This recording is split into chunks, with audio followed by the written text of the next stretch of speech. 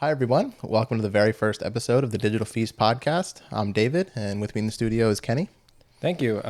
Today we're not going to be reviewing camera equipment, but we're going to be reviewing movies, actually. Today we're going to be reviewing Steven Spielberg's The Fabelmans.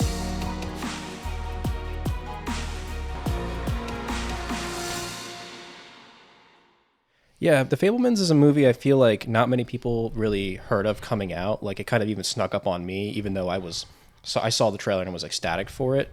But it's Steven Spielberg's biopic about his life growing up and how he got in the film. Yeah, I think it definitely snuck up because it came out the same day as Wakanda Forever. Yes, I feel like that kind of dominated everything. I still need to see that, by the way, but I really want to see it. Yeah. So, since the movie is about Spielberg growing up, you see a lot of his life from childhood through high school. Mm-hmm.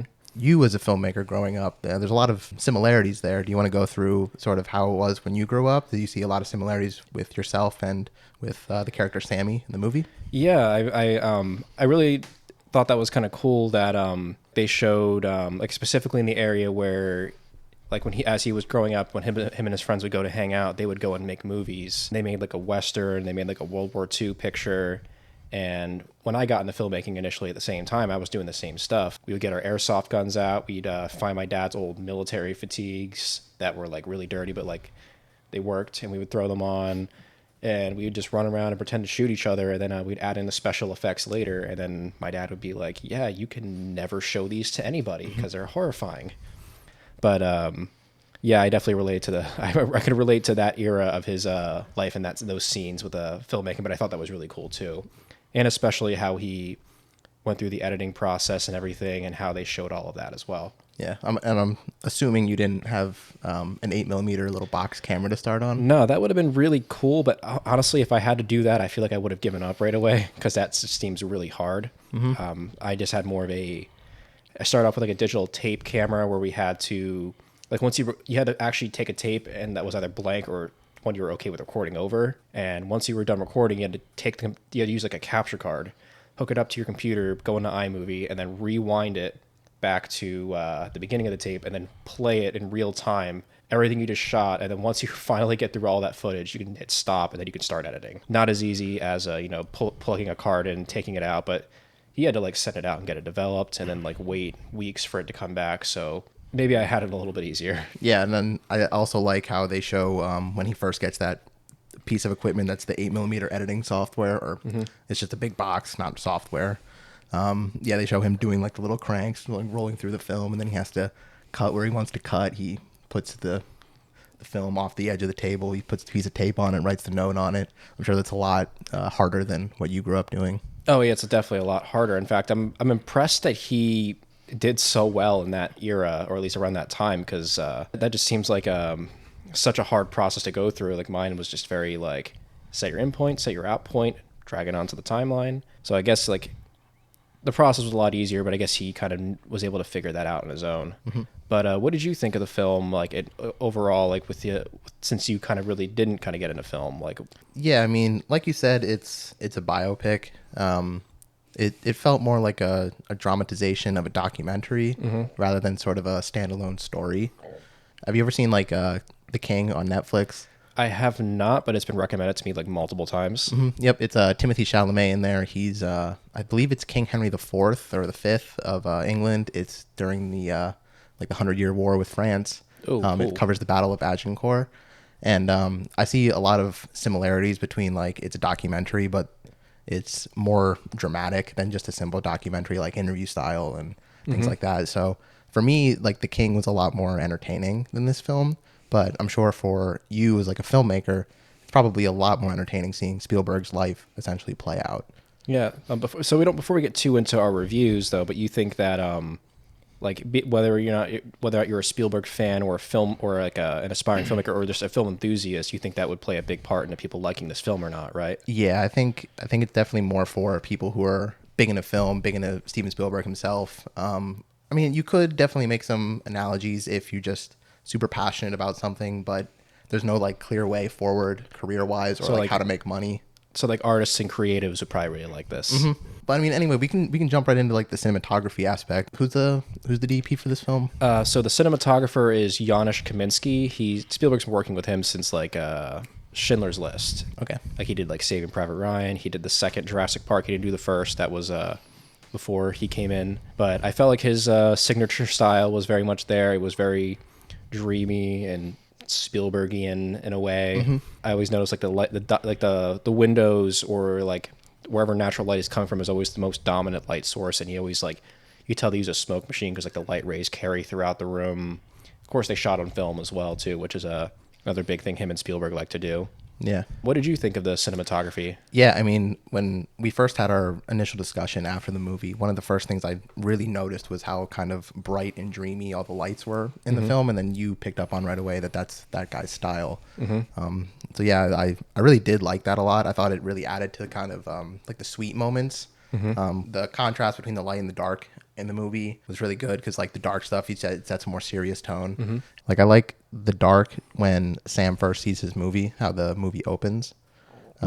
It's taken very seriously, like how that affects him, and then it goes into right away like he asked for a train set, and I like how it's not exactly like he knew exactly what he wanted to do yet. He thought he was into trains, and then he started crashing the trains, and he was like, oh, it's not the trains that I'm interested in, it's actually like filming it, seeing it happen over and over again, being able to replicate that. Yeah. Well, I like the line that his dad gave where he kind of like, or I think it was either his mom or his dad. No, it was the mom, and she was like, "Oh, I get it.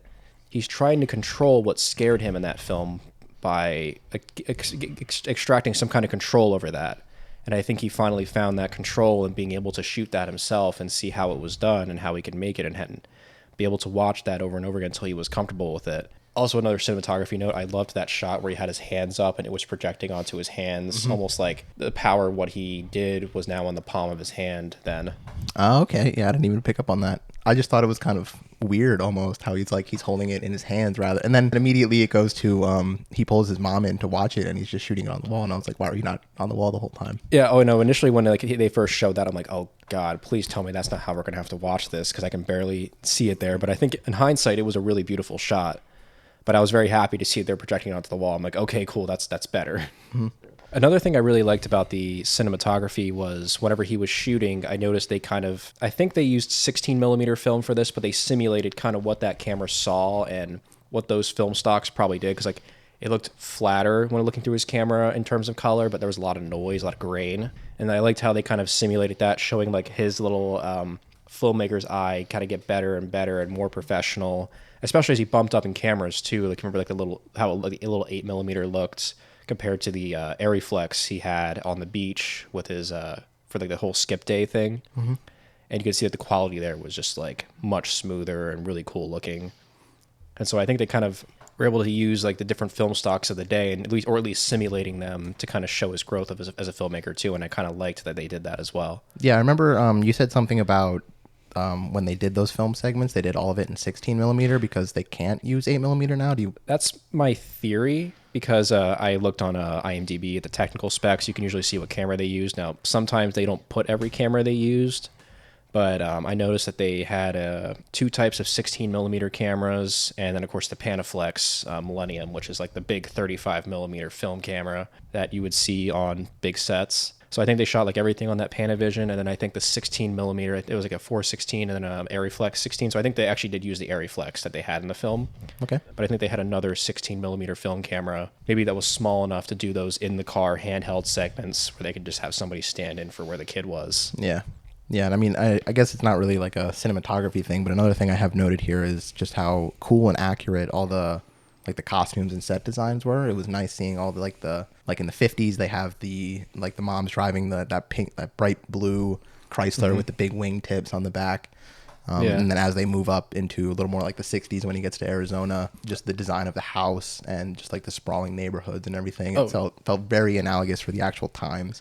Yeah, the art direction was really cool in it. Like I loved how they had those outfits, and I loved how like all the colors popped and everything too. And the cars were really cool as well, especially how their car changed over time too with like their road trips. You could see that they were definitely going from like those big, very round 50s cars up to the more cars closer to more modern day, like in the 60s, I think. Yeah, I think they end up getting like a station wagon with the wood panels. Yep. I don't know cars well enough to throw the name, so I was just like, it looked more square. Did you want to jump to like character development stuff? Well, first, I think we should get to the score as well and the sound design too. 'Cause Okay. I think there was something, a really cool effect. I think we talked about a little bit after the film about this, where they used John Williams' like wonderful score and ability to portray fun action with like his whole orchestra and everything. Mostly when he was presenting his films, like when he was showing his Western film, you could tell that was a John Williams score there, building up the action, hyping up what I'm sure Spielberg and his friends were feeling watching that film happen. But when it came to his life, it was a little bit more out of the way. Like I'm not going to say like it was silent, but I feel like the soundtrack didn't grab my attention except for those moments where he was showing his films. And I think that was an intentional decision. Yeah, I mean, my big note for the sound is almost like the silent parts, where, like we said, he's in the flow state. All you hear is the camera whirring rather than like what the action's actually going on. Yep. Yeah, like a real intense cat purr. Yeah.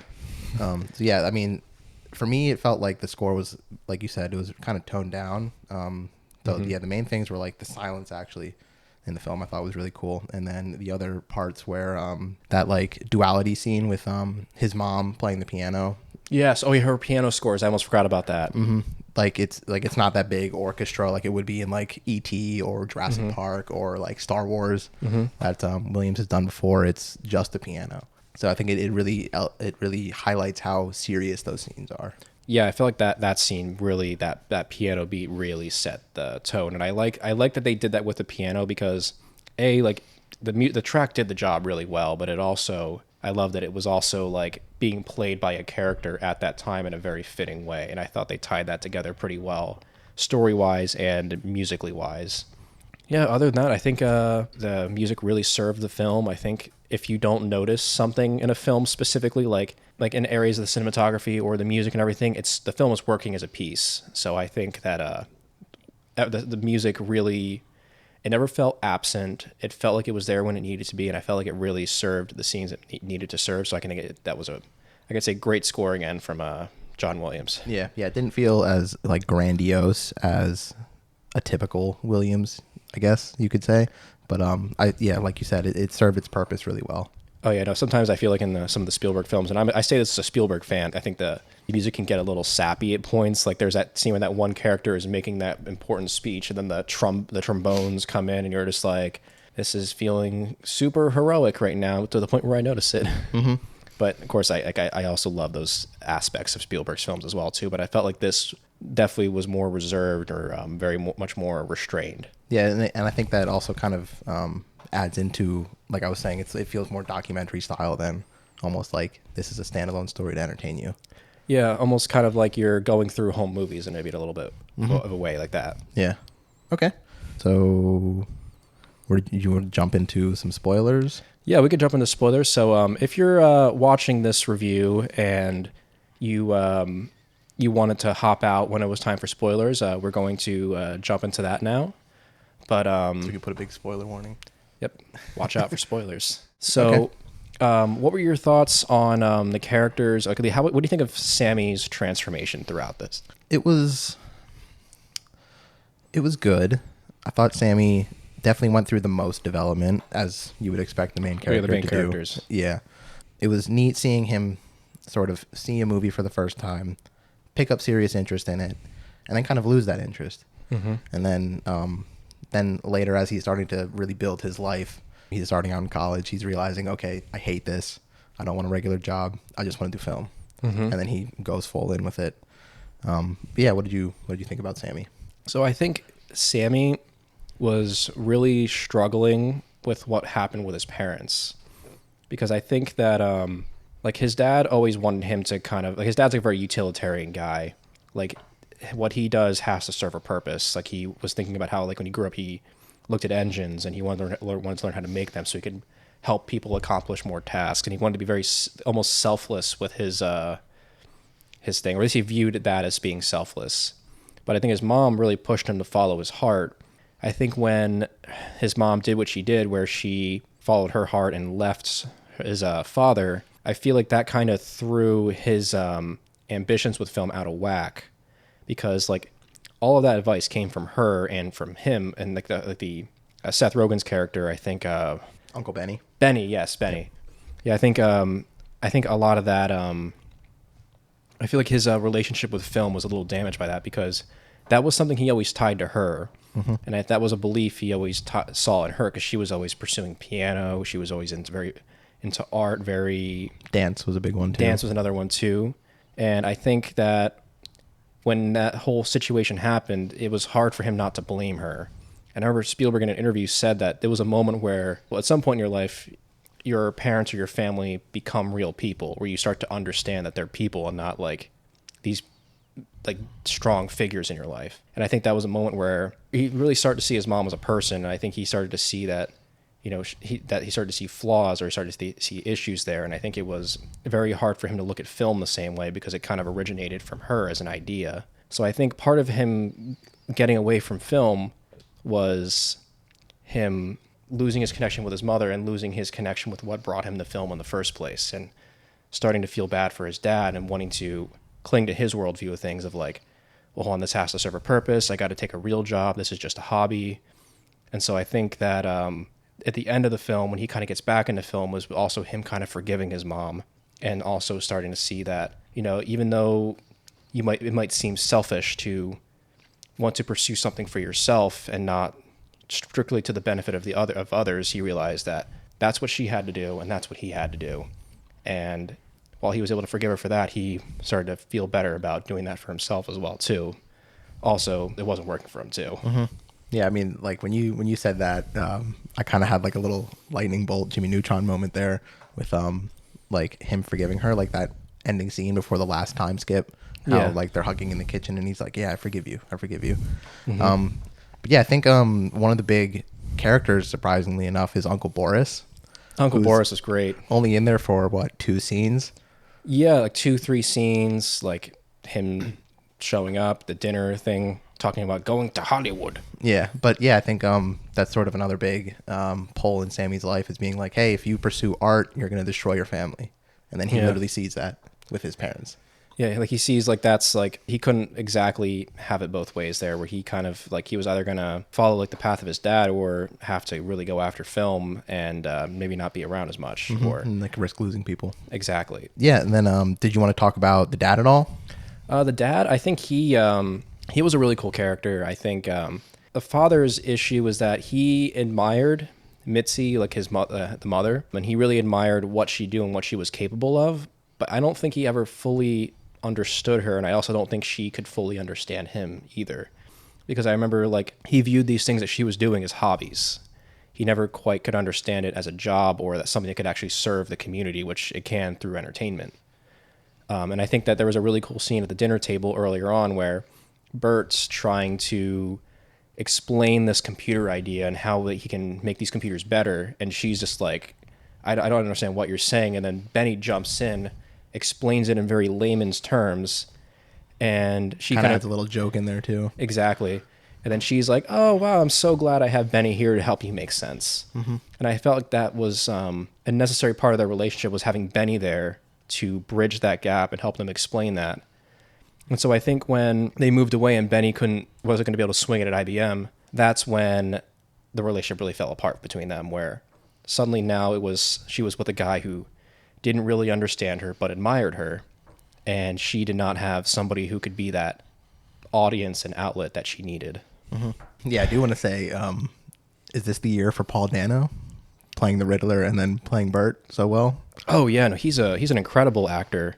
I think I like that this kind of like I feel like he's played a lot of creepy characters in films. Like I saw him like play a serial killer in the past, but I like that he had a genuine good role here. He played like, you know, Spielberg's dad, like, and he was this really well-intentioned but ultimately not the right man for Mitzi, at least. I mean, in real life, I know they get back together later on. Mm-hmm. Spoiler alert for people that might see the Fabelmans sequel if it happens. They don't cover that in the movie. No, but at least in this portion here, I think it was his whole arc was when he, at the end, when he realized that, you know, like just like Mitzi had to follow her heart, his son had to do the same, and he wasn't going to, you know, stand in his way. And in fact, he even gets him the envelope and goes like, here, check this out, like the one from CBS. And so I think it was he came to realize that while it doesn't have a specific value to society, maybe it had a value to him, to Sammy. And I think that also goes to like a something I heard about art a while back. The difference between art and tools is that tools have a practical purpose where art doesn't. And so that's something I think that Paul Dano's character Bert struggled with, where he was talking about tools, like the roles that the cars had and everything, and so I think he kind of began to realize at the end that art really has the value to the individual creating it and the audience themselves, and that was something that Sammy needed. Yeah, kind of like I think that's pretty analogous for the camping scene where he was explaining like the structure of the triangle, the pyramid, essentially when he's building the fire, but then everybody runs away because Benny and Mitzi are like swinging on a tree. Yeah, and it's like that's way more entertaining and fun rather than just hearing about a triangle and how to light a fire. Exactly, that's a good one, because like the fire was great and it got done, but like entertainment is also such a very important thing for us too, because we get bored and we want to have fun.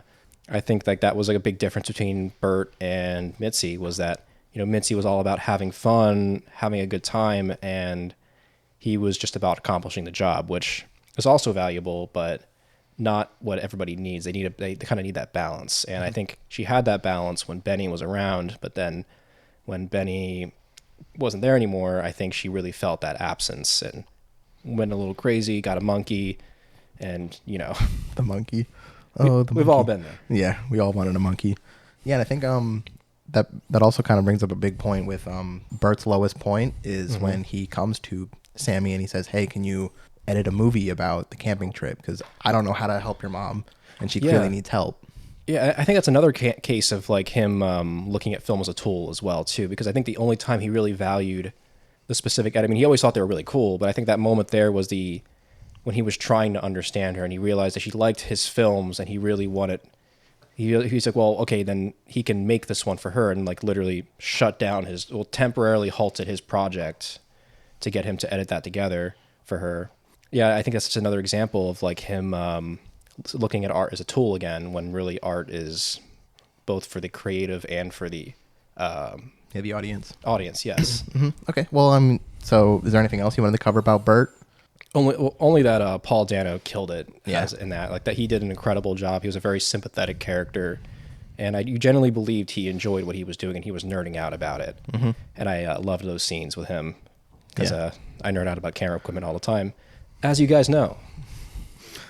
So we covered Mitzi a little bit, but is there anything more in depth you wanted to cover about her? I think Michelle Williams killed it as his mom. I think she, in the emotional scenes and in the happy scenes, she was great in those, and I think she was very believable. Like I think you genuinely felt that she was struggling in those scenes, that she was marveling at her son's work, that she really enjoyed music and playing a piano, and that was not just a fun part of her life, but a necessary part of her life to her like sanity and to her emotional stability. Yeah, as someone who came in with no knowledge about Spielberg's family life and anything, I just thought she was going crazy the whole time. I really didn't know like what was going on, where she was going with that, and then that piano scene, like her dancing at the campfire. I was like, okay, this feels like a manic episode. I really have no idea what to make of this, but everybody else seemed to kind of like it. And then with the piano scene, it felt like she was just on full blown breakdown mode. Like she's literally like sobbing as she's playing the piano for her husband. Yeah, I had no idea what to make of it. I thought she was just going crazy. So I mean, I think there was probably a little bit of something there. Like maybe she was going through something undiagnosed. I don't know, but I do think that the things. I mean, I think even Bert said that she has panic attacks from time to time. So I think she definitely had was much more emotional, and I think that was another issue. That was how her and Bert were two very different in those ways. But I think that like in the beginning, like Bert, having Benny there kind of normalized her, because Benny understood where she was coming from and could calm her down and bring her back to reality, whereas Bert would just make her tea and soup, which probably helped as well. Yeah, because originally I thought she was just sort of serving the kind of the archetype for a character of like 60s housewife that wanted to pursue her own dreams, but like just got stuck basically being a mom, being in the house, not being able to do what she wants, and it's just kind of driving her nuts. So Yeah. that's really where I felt that her character was going the whole time. So I think it was kind of nice that it was really like, yeah, she just wants to feel love. Like she just wants to love things. She wants to love things. She wants to have fun, and she wants to be able to, follow her heart, and not just be the housewife, but to be able to pursue the things she wanted to. Yeah. Were there any characters that you just didn't like at all throughout the movie? Didn't like. That's a tough one. Do you feel like every character served a purpose? I think I think for example, I think the sisters were very good at delivering that internal exposition of Steven Spielberg, like that scene where right after the divorce is announced, that she says that, you're the most like your mom, when he was trying to distance himself from her. She was like, no, like you and her are the closest. Yeah. And so I think that was something very important that he needed to hear. I think the girlfriend kind of was initially comedy relief, but also a vehicle for him to get back into film. Like, oh yeah, there's a skip day. Oh, my dad has an Airiflex. And so she kind of brings those things into it as well. Also, I think she also was kind of part of that whole, like, him struggling with being bullied or looked at differently for being Jewish as well. I think the bullies there were kind of meant to show the impact of his film, because I think there was definitely the one bully that was a bully because he's a popular guy and he has a reason to dislike Sammy because Sammy kind of called him out for cheating publicly in front of his girlfriend. And then the other bully was just this irredeemable anti-Semite. And so when you saw that, when he saw like the big video where like the video made him look cool, made him look powerful, like he was flying, you saw that he began to really respect Sammy, and he was able to kind of come around, whereas the other guy was just like, screw you, you made me look terrible. And I think that was kind of to show the real impact of his film. But I will say, I did think that scene was maybe a little cheesy, but there was a line there of like, he's like, don't tell anybody about this. And he goes, I mean, I might make a movie about it one day. So I have a feeling that this probably actually had to have happened. Mm-hmm. I would love to research this afterward and see if it did, or maybe when the movie comes out, watch the commentary, because I really want to know if that actually happened, because that'd be amazing. Yeah, that'd be really interesting. I mean, for me personally, I thought the second bully, the shorter one, mm-hmm. I didn't really think he served much of a purpose other than to be that just sort of stereotypical, like, new kid moves into the high school, he's going to get bullied. Doesn't matter. Mm-hmm. He's getting bullied. And I think that they just sort of used him as kind of all the anti-Semitism that was around is going to be this one kid. He's going to bully him because he's Jewish and he's new. Mm-hmm. So, and even when they show him in the movie, he gets shown in sort of a bad light in the movie. Yeah. All he does is like he steals 2 drinks from somebody else. He tries to sit down with a girl, gets the towel ripped out from under him, and then he just walks off sadly. Yeah. So it felt like he didn't develop at all as a character. He's just sort of the stereotypical, like, I'm just mad at you because I'm mad at you. I hit you, and then you make a bad movie about me, and then I'm just going to come and hit you again. Yeah. I think he was just kind of that, like, one-dimensional antagonist, but I think they just needed something there. Maybe they looked at that scene before and it was just the one jock, and maybe that didn't work, or maybe it would have been too hard for that bully, that jock. I'm gonna say the jock and the bully, to separate them. I think it might have just been that jock needed to be able to be redeemed, and I think that if he said all that stuff and was all very anti-Semitic to him, that he would have not been able to. You couldn't have redeemed that character. So they gave a worse character to make him seem better, so that way he can deck him right at the end there, like he punched him, slammed him into the locker, and then kicked him in his butt out the door. So I think it might have just been like they needed 2 people so that one could be worse than him and this one could be redeemed. Maybe, like, that's my theory. Of course, like, maybe there was 2 in real life. Like that's the whole the whole thing with this too, is that like anytime like I'm questioning or critical of like a decision, I'm like, but what if that was real? What if that's how it was? Mm-hmm. Okay. And then you also brought up the girlfriend, who personally I felt like she was solely for comic relief. I didn't really feel like she added much to the movie at all. Yeah. And when you said that she brought Sammy back to filmmaking, I don't really think so, because he ended up not doing filmmaking anyway. He had to finish his senior year, then he went away to college for, I think it was a semester. He did half a year of college, and that's when he wanted to go back to filmmaking. So it doesn't really feel like she was the lead into that more so of just like him going through life being like, yeah, I don't want to do this anymore. I want to do filmmaking. Yeah, I mean, I think she at least got him back for the whole senior skip day thing. And he had that big presentation, and he had the applause, and had everyone recognize him as that again. So I think she got him at least that far, but of course he didn't go back into that yet. He still had that transformation to go to fully come back to film. But I think maybe of course, could be how it actually happened. Mm-hmm. But I think they needed another film for him to make, like, because I think he did like 3 major films throughout his life. He did the first Western, which was kind of like his first. Okay, I can do this, and I can do this with people. Mm. And then he took it a step further with the World War II one, and then I think this last one was kind of him turning everything around in his high school experience with that one film, to kind of like really show the power of a cinema, to turn him from being the odd kid out at school to this really cool kid that the bully wanted to hang out with then. Yeah. So I think she didn't really bring him back to film, but I think it was just kind of part of that whole arc for that act. Okay. Yeah. But I think really coming back to film was just kind of like finally being able to forgive his mother down the line, which he still had not yet to do at that point. In fact, he ruined that relationship by talking about like what was happening with his parents. So yeah, he had not yet forgiven her. Yeah, and that's another thing that didn't really make a lot of sense either. Like, they're at the dance, they're having a good time. He just bought her this really nice necklace. Mm-hmm. He got this corsage. She was really happy. Everything was going great. And then he just goes, I love you. My parents are getting divorced. And then she leaves him. Yeah. And it's like, but it doesn't really leave you as a viewer with anything for, why was she there? Because like I said, she kind of nudges him towards film. Like, it shows that he's still super excited about it because he knows about the 16 millimeter camera. Mm-hmm. And he was like really excited to use it. And he got his dad to rent the 16 millimeter editing equipment.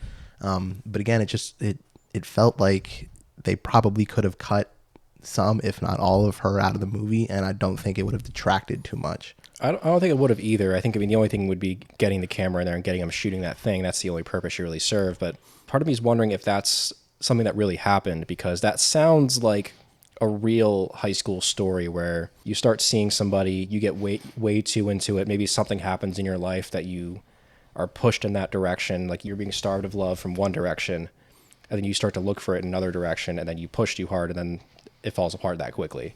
Mm-hmm. So I feel like that's kind of realistic of like a high school relationship a little bit. Okay. So I feel like maybe that really did happen and he was just portraying it accurately. But yeah, in terms of a narrative thing, it just kind of felt like that was a thing and then it wasn't a thing. Yeah. Yeah. Because for me personally, like, my biggest issue with the film, I guess, is it felt like that high school section, time skip wise, just was too long. Yeah. Like, it felt like it was kind of dragging and going real slow. So I felt like if they cut her out because it feels like she was just comedic relief, I think it would have elevated the entertainment value quite a bit for me. Yeah, I mean, part of me wishes that maybe the high school scene was shorter and they got more into him getting into like Universal. Like, as somebody who watched a Spielberg documentary, it seemed like there were some really cool stories about him getting into interning at Universal, but it probably would have taken too long to get that going. Or I think he really wanted to cover like this specific section. I mean, I think maybe he really just wanted to cover the whole forgiving his mother thing. Mm-hmm. And get it, and then being able to get back in the film because of that. I think that was really the arc he chose there, and I think that still works. Like, as much as I felt like that high school section was a little awkward or maybe generic a little bit, I still think the overall film works. Yeah, I see how, like, the focus was more on his family than kind of everything else. Kind of him standing between his dad and his mom and deciding which direction he was going to go, mm-hmm. especially with all this baggage in this direction pushing him this way. Mm-hmm. Okay. Well, how did you feel about Seth Rogen being in an actually serious movie role for once, rather than just sort of a hippie comedy? I thought he did great in it. I loved him in the film, and I had an inkling of who he was going to play because I watched the documentary. I'm like, oh God, he's going to be the guy that takes Spielberg's mom away. And so I was dreading that the entire time because I'm like, I don't want to not like Seth Rogen's character, but I think they did a good job with it. I liked his character. I liked that his character in that one scene where he got him the camera and everything. He didn't stick up for the decision. It's like, I don't care how you feel about me, but if you stop making film, your mother's never gonna.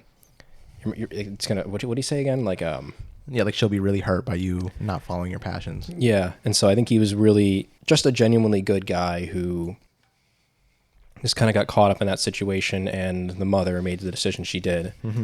And I liked his character. I felt like he was very likable in the scenes. I felt like he was great comedy relief. I'm also glad that Seth Rogen made it into a Spielberg film. I know he, in the past, felt like that would never happen after partaking in something at a party that right in front of Spielberg that maybe he didn't think Spielberg liked. If you saw the Hilarity for Charity comedy special, you know what I'm talking about. Yeah. But I thought he did great. I thought he was funny when he needed to be, and I thought he was serious when he needed to be, and I thought he was a cool part of the family. I mean, how'd you feel? I think he felt like very human. I didn't think he really did anything wrong, even though he was a little antagonistic because, like you said, he technically takes Spielberg's mom away from him. But it's not like that was really any fault of his own. He was just like a genuinely good guy, and it just sort of happened to naturally go that way. Yeah, like I think once that stuff went down, they intentionally kept him in the background because I don't think Spielberg. It seemed like he didn't want this film to be about that. I think once that happened, he had his last scene right there, and then all you saw was him in a photograph later, which would have been cool to see more of him. But I think there might have had to have been a confrontation of like, you did this, like you jerk or whatever. But Yeah, I think Spielberg specifically kept it away from that. Yeah, it felt appropriate, like how long he was in the movie. Especially because like his character serves the perfect purpose, basically, of like he drives the action, and then that's it. You don't need anything more from him. Exactly. Like they didn't make it about that. They didn't make it about like anything him being vindictive. I think it was more just specifically between Spielberg, his mom, and his dad.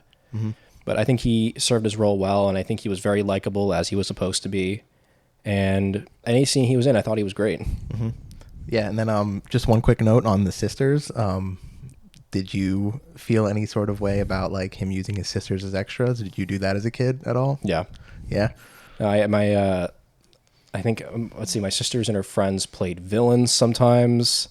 Sometimes they were the people being rescued, or like they were in a bunch of our YouTube videos in the past too. Like those are just weird. Those videos are taken down though, so like you're not going to see those. But if we get enough likes and comments, they might come back, just so you know. Okay. Is there any other characters that you felt like you really wanted to cover, or anything you still wanted to say about other characters? I mean, I think one thing we can just definitely talk about, David Lynch playing John Ford was one of my favorite moments of the film. I think that was a perfect casting. I thought that scene was hilarious. I feel like it was a perfect portrayal of John Ford where you just had David Lynch being himself. Because like that, at least that's what I've seen from him in interviews. Like he's just like very bold, very brash director.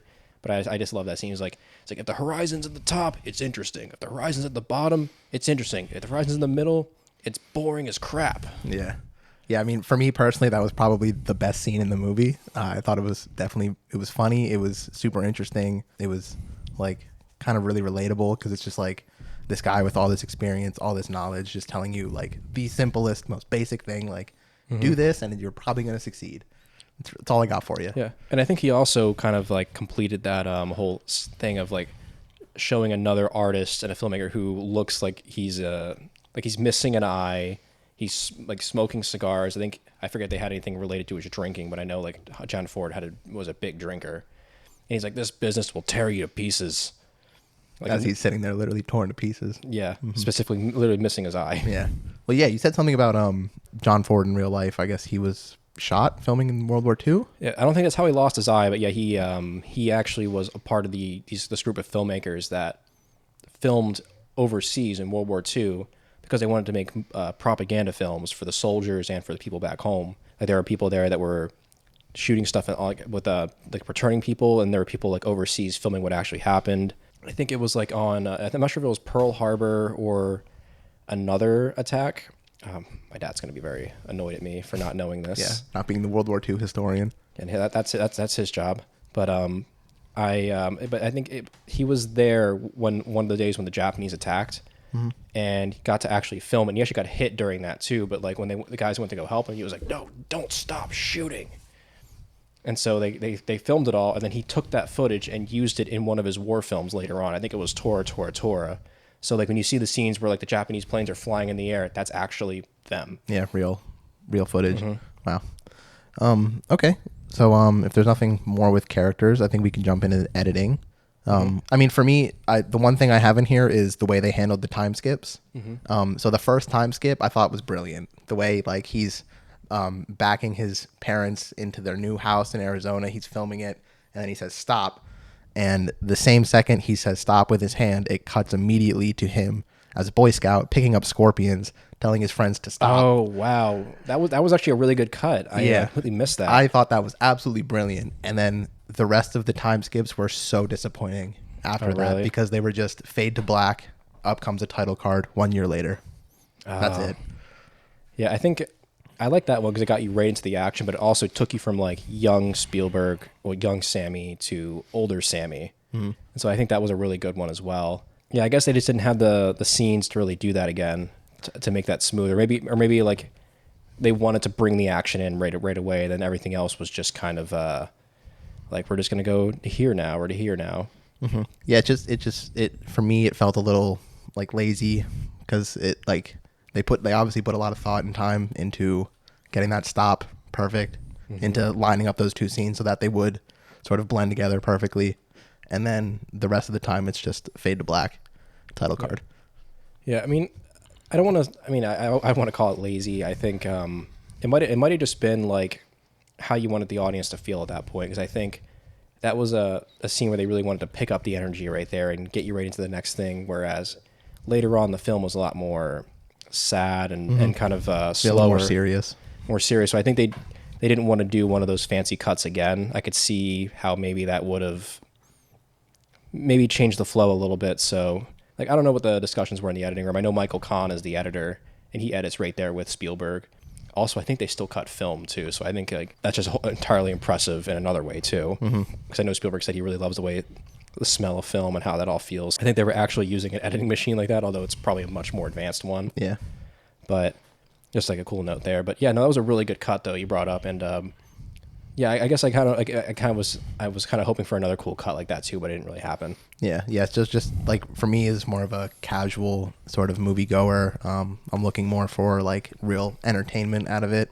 That type of cut felt wildly more entertaining than just fade to black title card, like I said. Yeah. So, okay. Do you just want to go into our overall final review for the film? Yeah, sure. So for my review, I'm coming at this from a longtime Spielberg fan ever since I saw Jaws the first time, ever since I saw Jurassic Park, E.T., Close Encounters, and Saving Private Ryan, and all of like his more modern stuff as well too. So this film was a joy for me, just going through it, learning about Spielberg's life from a more cinematic way, because I knew about a lot of the stuff from the documentary and how Spielberg felt about it, but it was cool to really see that portrayed as well. Of course, as somebody who like picked up a camera as a little kid and had fun with his friends and looked at that as a career to go into, it was really cool to see, that Spielberg started that way as well too, and to see how far he's come, and just to see him like figuring out the muzzle flashes of the guns and figuring out like all that little stuff. Like it was just kind of so cool to see Spielberg in that era of his life, and I just absolutely loved that. So for that sake, I really loved the film, and I think I would highly recommend the film to Spielberg fans, to film buffs, to film enthusiasts, to filmmakers, and just to artists who, went through that struggle of like, do I pick a normal job or do I follow my passion? So I absolutely love the film. What was your review? I thought it was okay. It was mildly entertaining for me. Like you said, I think it's a movie more for people who are interested in Spielberg. It's a movie for people who are more interested in filmmaking. I guess you could definitely make it a little analogous for artists in general, people who are super passionate about something that there might not be a clear career choice involved in it, but it might be more, I have this thing that I'm really passionate about. How do I go about improving on it? How do I go about getting better at it? How can I monetize this? So I thought it was really cool seeing him grow up.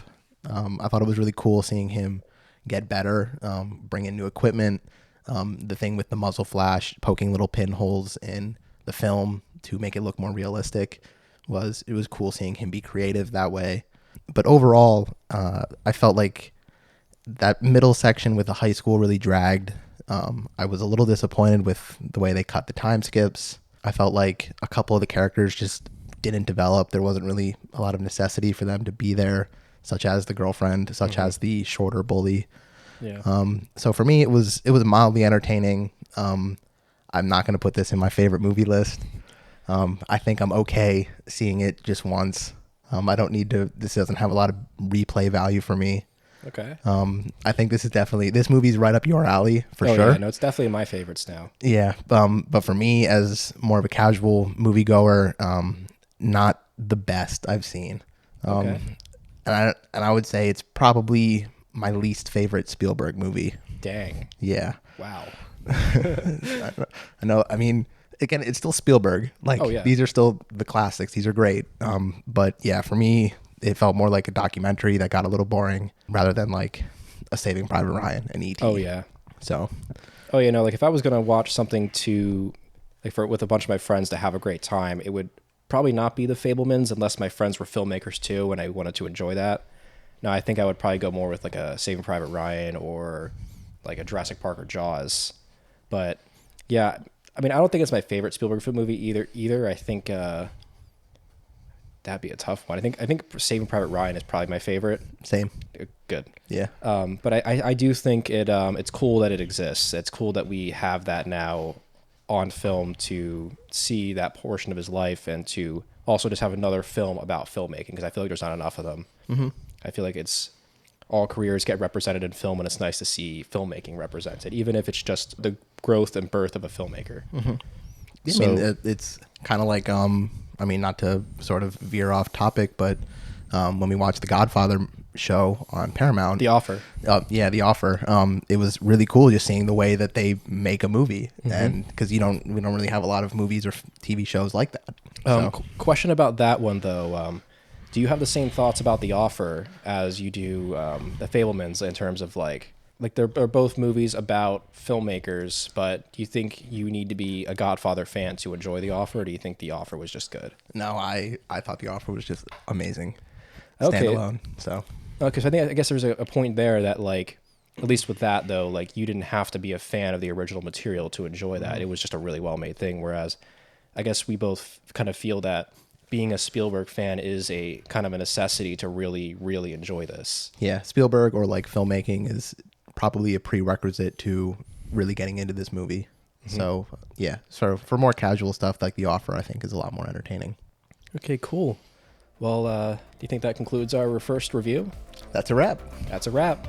Thank you for watching our first Digital Feast podcast. We're going to be trying to do these weekly, so keep tuning in for those. If you like what you saw, feel free to drop a like, leave a comment on any movies or TV shows that you'd like us to review. Make sure you hit the like button and hit the bell icon for notifications, and we will see you next week.